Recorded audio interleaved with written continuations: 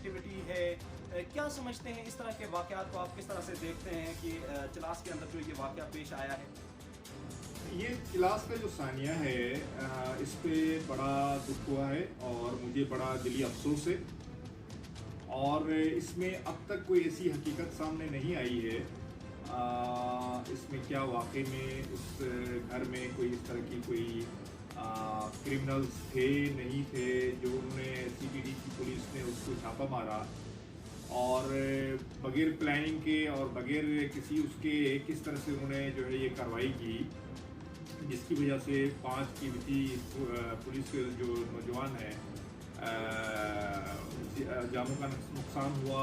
और फिर जो 2 अफराद बताए जा रहे हैं वो भी बताए जा रहे हैं कि बिल्कुल ही शरीफ लोग थे और एक तो नमल यूनिवर्सिटी का एक तालिब इल्म था।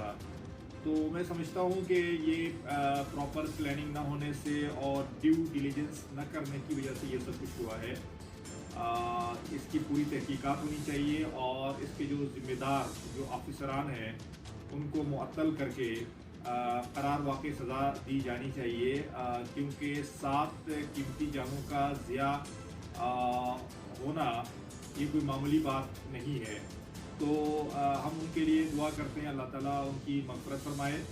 और हम जो है वहाँ के जो इस वक्त के निगरान वज़ीर आला हैं और चीफ़ सेक्रेटरी हैं और भी जो ज़िम्मेदारान हैं, उनसे हमारी गुजारिश है कि इसकी जुडिशल इंक्वायरी करा के करार वाक़ई सज़ा दी जाए उन ज़िम्मेदारों को, गफलत बरतने वालों को और उन ऑफिसरों को या उन मुखबिरों को जिन्होंने गलत खबर दी है, ताकि मुस्तकबिल में इस तरह का नाखुशगवार सानिहा रूनुमा ना हो जाए।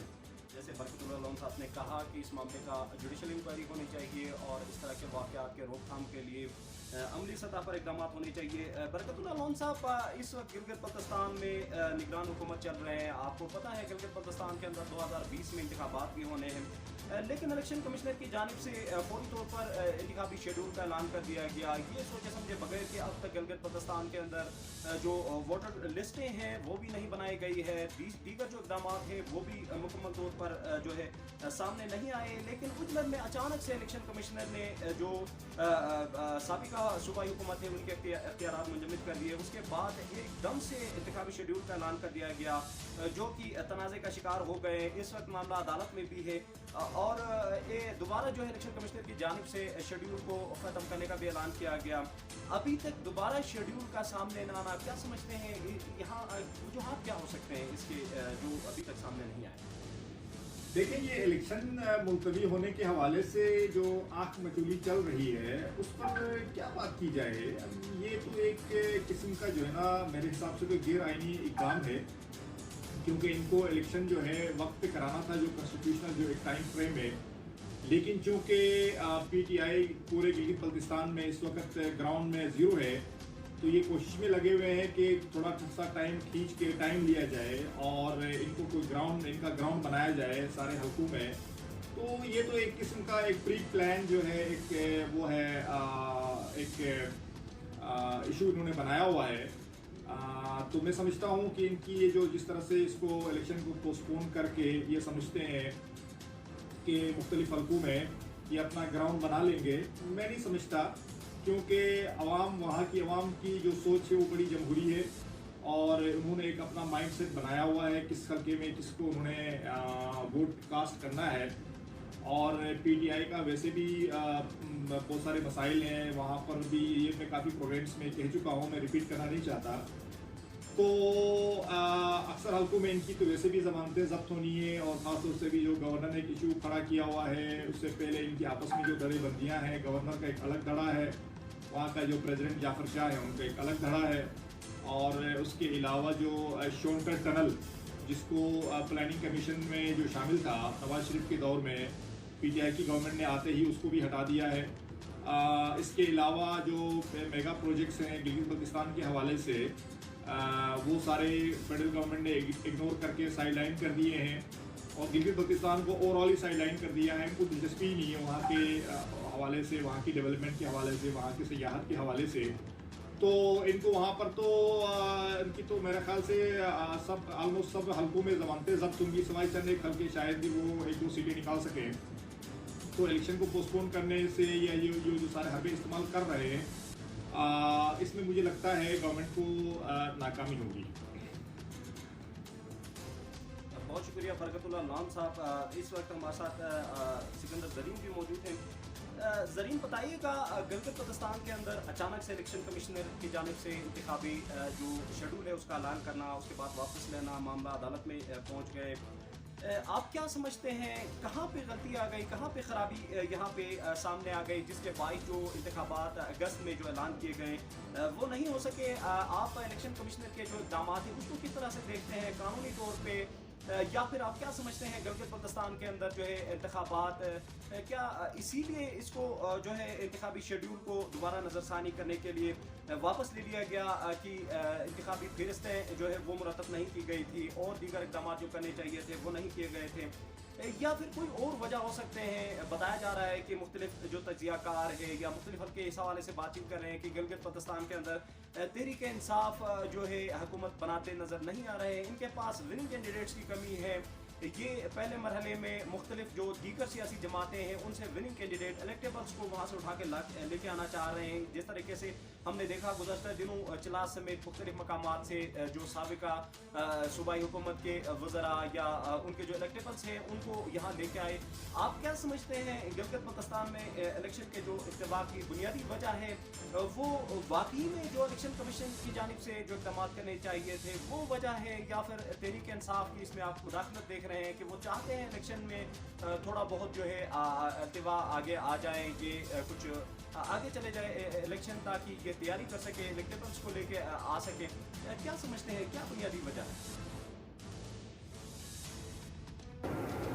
जी, जहाँ तक इंतखाबात के इल्तिवा की बात है, आपने देखा जो इलेक्शन कमीशन की जानिब से इंतखाबात के इल्तिवा का जो नोटिफिकेशन है हुक्मनामा आया उसमें कोर्ट आर्डर का जिक्र किया गया है। कोर्ट की तरफ से जो स्टे आर्डर जारी हुआ था उसको जो है वो वजह बताई गई है, लेकिन पीछे वजह कुछ और है, बहाने कुछ और है, बहाने कुछ और बनाया जा रहा है, वजह वजूहात कुछ और है, ये तो हम सब जानते हैं। देखिए, इलेक्शन के इल्तिवा की दो वजूहात हैं। जो 18 अगस्त को इलेक्शन होना था वो नहीं हुआ। एक इलेक्शन कमीशन की जो नाअहली है वो है, और एक पाकिस्तान तहरीक इंसाफ की अदम तैयारी मैं कहूँगा। ये दो वजूहात ऐसी हुई है जिनकी बिना पर यहाँ पर इलेक्शन डिले हो गए हैं। चीफ इलेक्शन कमिश्नर साहब है, उनका आए हुए 1.5-2 साल तो हो गए।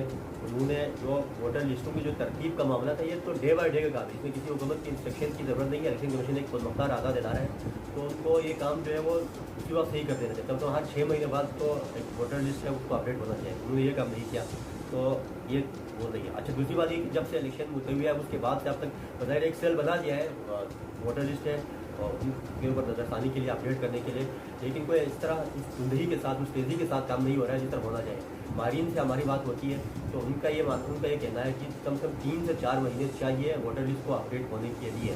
वोटर लिस्ट पर नज़रसानी करें आप, नज़रसानी के बाद जो है उसको पब्लिक करें और बाकायदा दोबारा से लिस्ट को रतब करते करते और तैयार करते करते 3 से 4 महीने लग जाते हैं। तो 1 महीने तो गुजर गया, लेकिन उस तेज़ी के साथ काम नहीं हो रहा जिस तरह होना चाहिए। ये तो हो गई इलेक्शन कमीशन की बात। और दूसरी जो अहम वजह है वो पाकिस्तान तहरीक इंसाफ, जिसको मैं वेटिंग गवर्नमेंट पार्टी कहता हूँ, मुंतज़िर हुकूमत कहता हूँ, तो उसकी भी तैयारी नहीं है।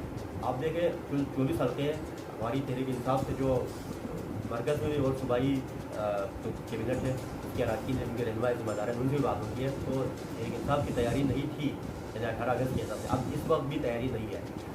जो हमारे जो दीगर इदारे हैं, जो जिम्मेदार इदारे हैं, जो इंफ्लुएंस होते हैं, वहाँ से भी राय ये कहते हैं कि कम से कम तहरीक इंसाफ ये टारगेट दिया हुआ है कि कम से कम 13 से 14 हल्के ऐसे हों जहाँ पर आपके पास विनिंग जो है वो पोजीशन वाले कैंडिडेट्स हों आपके पास। तो इस वक्त जो है 7 से 8 आप उनके पास मुश्किल हल्के ऐसे आ गए हैं यहाँ पर उनके पास इलेक्टेबल मौजूद है। आपने लास्ट टाइम देखा यामर से उन्होंने 2 इलेक्टेबल्स तोड़े, बाकी पाकिस्तान वगैरह में भी ये काम हो रहा है। तो पहली दफ़ा ऐसा हो रहा है जो वफाक जो रूलिंग पार्टी है उसको इलेक्टेबल्स ढूंढने में मुश्किल पेश आ रही है, वरना हर दफ़ा यहाँ पर ऐसा होता है जो वफाक की पार्टी है इलेक्टेबल्स खुद जो है चल के उनके पास जाते थे, मिन्नतें करते थे। लेकिन इस दफ़ा इलेक्टेबल्स की तरफ से ले तो लाल का मुजाहरा किया जा रहा है, वो मतलब सोच रहे हैं कि भाई PTI अगर ऑफ़र कर रही है तो हमें टिकट लेना है या नहीं लेना है। तो ये एक सिचुएशन यहाँ पर है जिसके ऊपर तहरीक इंसाफ को सोचना चाहिए कि भाई इलेक्शन टाइम पे होने चाहिए नहीं होने चाहिए। और तहरीक इंसाफ की जो दूसरी बड़ी मुश्किल है, हमारी बात होती है तहरीक इंसाफ के अंदर जिम्मेदारान थे, जो मरकज़ से लेकर जो गिलगित तक जो तहरीक इंसाफ के जिम्मेदारान हैं उनके लिए एक बड़ी मुश्किल है, एक धड़ेबंदी है तहरीक इंसाफ के अंदर, और एक वाज़ी धड़ेबंदी है 2 ग्रुप है। वो सब जानते हैं 2 जेस के दरमियान जो है वो पार्टी के अंदर एक जंग है, जलाल ग्रुप और जाफर शाह ग्रुप। तो ये काफ़ी उनके लिए अंदर एक खतरनाक सूरत हाल है।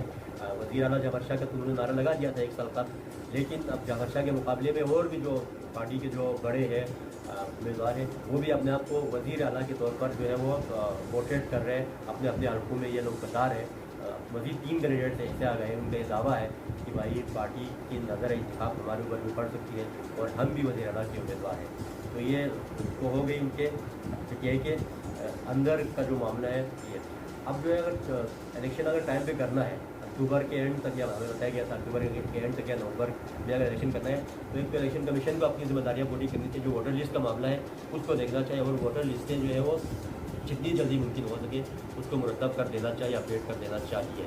तो उधर तहरीक इंसाफ को आपने इलेक्टेबल्स ढूंढने हैं, आपने जो भी काम करना है आपको ये अगस्त तक करना पड़ेगा, क्योंकि अगर अक्टूबर में इलेक्शन आपने करने हैं तो अगस्त के एंड तक या सितंबर के शुरू में आपको बहरहाल शेड्यूल देना है। 13 अगस्त को कोर्ट में भी वो है, इसकी समाप्ति आप देखते हैं कोर्ट की तरफ से क्या फैसला आता है। तो चीफ इलेक्शन कमिश्नर साहब को भी ज़रा मज़ीद संजीदगी का मुजाहरा करना चाहिए वोटर लिस्टों को लेकर, और पाकिस्तान तहरीक इंसाफ को भी ये खासकर संजीदगी का मुजाहरा करना चाहिए अगर टाइम पे अगर आपने इलेक्शन करने हैं। अगर अक्टूबर में इलेक्शन नहीं होता है या नवंबर में इलेक्शन नहीं होता है, वोटर लिस्टें मुकम्मल नहीं होती या तहरीक इंसाफ किसी वजह से चाहती है कि इलेक्शन मज़ीद डिले हो जाए, तो इसका मतलब है इलेक्शन बहुत दूर तक चला जाएगा, यानी मई जून 2021 तक इलेक्शन चला जाएगा। और ये खुद पाकिस्तान तहरीक इंसाफ के लिए कोई बेहतर साइन नहीं होगा।